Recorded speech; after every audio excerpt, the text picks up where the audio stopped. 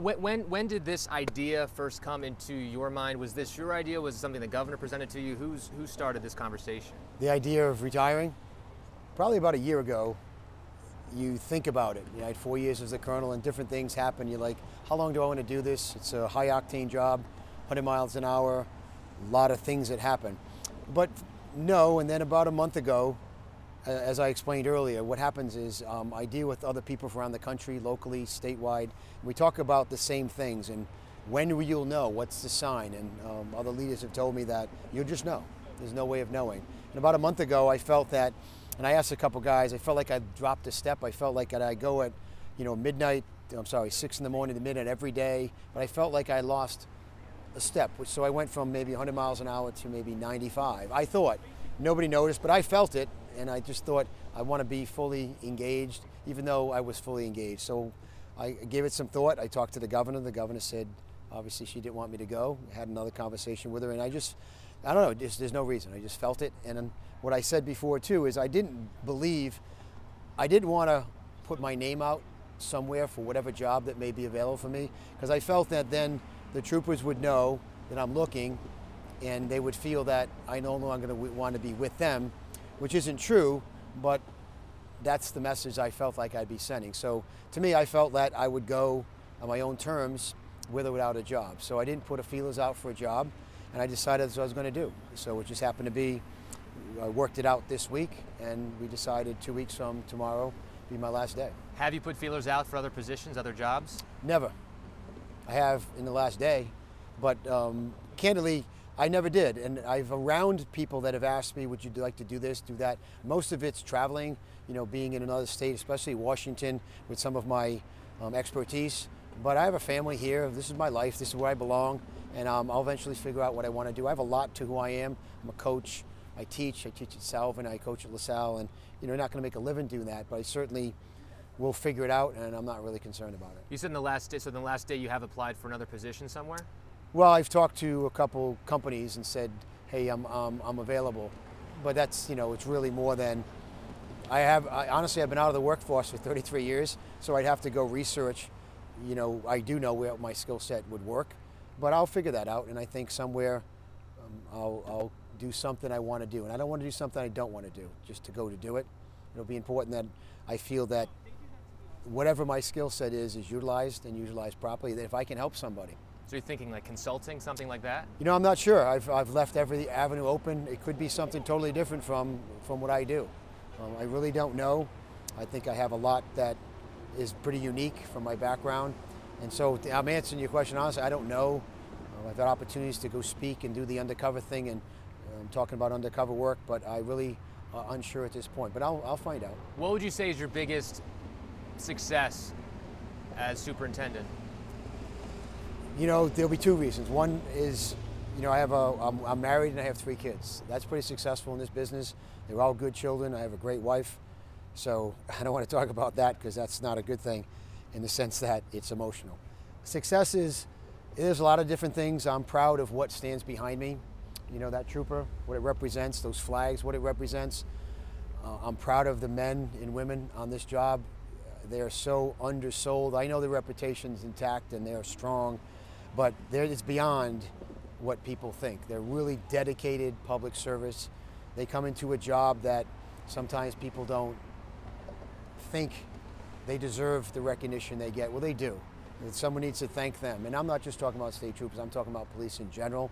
But since I represent the state police and our partners in the sheriffs and the Capitol Police, these are unbelievable people. Certainly they're culpable and they make mistakes sometimes. But I always say this, if you're a police officer, you have to be right 100% of the time.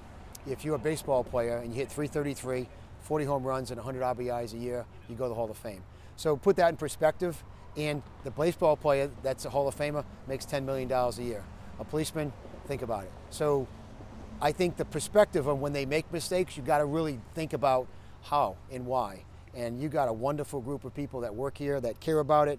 They're mission orientated, they're passionate about what they do, they have culture, they have core, and they have principles. And candidly, I'm really proud, and I think it's one of the greatest accomplishments of this agency in 91 years, that it stands on principles, and the trooper behind me represents that. but that really it just epitomizes who they are and what the state police is all about. What's something you wish you could have accomplished, but time ran out, the money wasn't there, or just things didn't come together? A couple things, actually. I would love to have another recruit class and take another shot at diversifying the state police better. Look, we went out and we really did an unbelievable job, and I don't take credit for it, nor do our people, but the community takes credit for it. We have this unbelievable community outreach, and that's one of the things that I'm going to miss, because I feel a little bit like I've let them down by leaving. But the truth is I didn't. We just set up this shop, so to speak, and it's an infrastructure that will thrive without me. I'm certainly going to stay involved in that because I believe in it at my core. They believe in us, and that's the key. As long as that community, those leaders that we deal with believe in us, we're going to get these young kids. They're going to understand what we're about. And then also the violence. One of my friends in this business named Kobe Dennis, that you hear his name a lot, told me a story the other day about a young man who's kind of a gangbanger, a tough kid, and he said, "Kobe, I respect what you're doing." That's a win. That's exactly what we're trying to do, and no one really realizes the depth of that, because you can't measure how many shootings didn't happen because of the work. And he's one of dozens that believe in their cause, and so do I. So if I can keep that connection going with the Rhode Island State Police and the community to diversify ourselves, to put a lid on the violence, to get a greater understanding. Last week I went to a church in Providence, and we gave our backpacks to a group of kids from the Congo in Ghana. And some of them didn't speak English, but a guy named Julius Kawalaway, who is the community leader for us, sells that. And they've never met us. And the people that look like us from their country kill them. So it's a cultural thing where they got to understand what we do, and we have to understand what they do. So we're doing a better job of educating our own people where other people emigrate from, because they just come to this country and we don't realize what they went through there. Not all of us. So we're trying to educate our people to make sure that they can assimilate properly, but they're not fearful of us, and their first contact with us should be good. When you were talking to some of those troopers, telling them the news that you're stepping away, what was it like looking them in the eyes and saying that this is it? Well, it's hard. So that's emotional. You can't put a price tag on what they're about, you know, and it's hard because you almost want to walk away and not even talk to them. It's easier that way, but this is a group of serious, and I don't mean serious, they're uptight, just really quality leaders. It's hard. You know, I have a son on the job, so we've got to try and explain that to him. It's harder for someone that age to understand that I'm just going to move on. So it's hard, and eventually when I walk in, I'll see another young trooper, and they're all stoic, and there's not much talk about it. It's, you know, it's the way it works. And honestly, I won't say I left this place in a better place, but I positioned it to have the right people lead it into the future. What does that uniform, what does representing this state mean for you? It's everything. It just is this outstanding uniform and Stetson as it looks, its appearance, but what it represents is so powerful. It represents 91 years of men and women that decided to do this and serve the people of Rhode Island. Some of them lost their life doing it. Someone was shot and killed, some were lost in hurricanes. And they just come to work every day, understanding that. And I think that's something that's missed, that if you work this business, you know that might be your day. And does it cut time off your life on the other end because that stress that you don't even know exists? Maybe. So the state police uniform, the Stetson represents, and I can tell you this because I present them at funerals, it's a protective mechanism. It's historically in legend and battle to protect someone from bullets. The gloves that protect, they keep your hand unsullied. The boots are represent that you walk and you trudge through life, and the rest is just something that is sharp, that represents core values and more importantly, it's not a core value, it's a core value they believe in. And if you have belief in what you're doing, my job is so much easier. What would you want the next superintendent to know about taking this job? I think a lot of people probably think the state police colonel's job is a great job, and there's no question it's a great job, but it's probably not what most people think. It's a full-time, day in, day out, nights, weekends, holidays. There's really no time off. You can have time off, but it's really hard to take it, to tell you the truth. You have to stay on top of so much. Reading, there's so much here with the state police, Department of Public Safety, and all the other things that go with this. So really just stay on top of everything. We have great commanders that have different silos of leadership here that answer to the colonel. Trust their judgment, let them do the work that was told to me in the past. Delegate, because you don't delegate, you'll get swamped, because there's so much. And there's so much that happens inside this agency, and the breadth of what they do is tremendous. You mentioned it's a full-time job, always working, always reading, always trying to get on top of the next thing. What do you want to tell your family who's been by your side this entire time, now that everything is finally coming to a close? I'd rather not. I'm trying to have gallows humor to talk about my family, but they should know that they got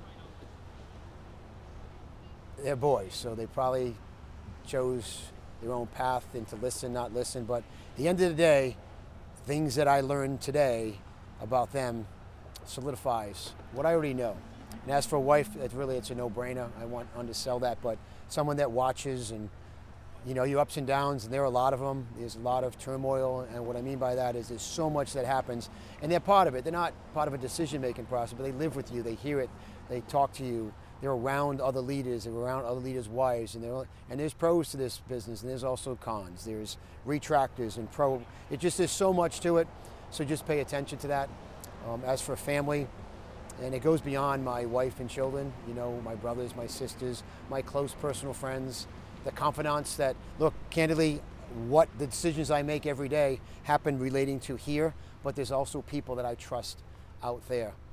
I think the community should also know their law enforcement is in good shape. And I don't mean just state police, I'm talking about the U.S. Attorney's Office. It's unbelievable. The AG's office, the same thing. The things they do as prosecutors are so undersold, and whatever reason, and then the local police officers, the chiefs of police that I know, to the young policemen on the street. And then communicating and working with state troopers. I'm proud of those things. I love being around police. I aspire to what they do. It's such a unique culture about excellence, and how they want to serve. And you always think, why would you want to be a policeman? Something bad happens when everyone's running and you're running into it. And because you really care about what you do, and that's priceless. You as Colonel now, what would you want to tell yourself day one when you first started as a trooper? What advice would you give yourself right now to when you first started? From now, with perspective of being a colonel, it's very interesting you say that, because that's what I talk to my son about. Because when you're younger, you see things from a total different lens from a seasoned law enforcement. I see law enforcement officers in general as 1 to 5 years. 1 to 2, you think a certain way, 2 to 5 a certain way, and it's the growth process. By the time you have 20, 30, the reaction to things would be different. So if you can, it'd be nice to go backwards where you have experience so you would understand what you're about to face. And I think people should give the younger police officers more benefit of the doubt, because they're learning the process. You can be trained as trained, but you have to live it and understand all your actions you do are based on experience, what happens on the street. And so my advice to them is just be patient, be calm, the best you can. Don't let somebody try and hurt you. If they will, which it happens in our business, make sure you do what you need to do, but then it's over. And that advice I got from a former police chief named Jack Layden many years ago, that you have to have the confidence of the community, talk to people, get both sides of the story, don't take sides, trying to be neutral, just really the maturity of being in 10 years, 20, 30 years in the business, but you come from a different perspective. And really, maintain those friendships you have with your friends on the job, off the job. Count on them, especially people that aren't cops, to tell you the truth, because they have a different perspective on the world. It's really important you keep that perspective, because unfortunately when you work the street and that's all you see and that's all you know, it doesn't mean that's the whole world you live in. So I've always had good advisors and a lot of friends that aren't police. And they what are you, crazy? That kind of thing. And it keeps you in check. Balance.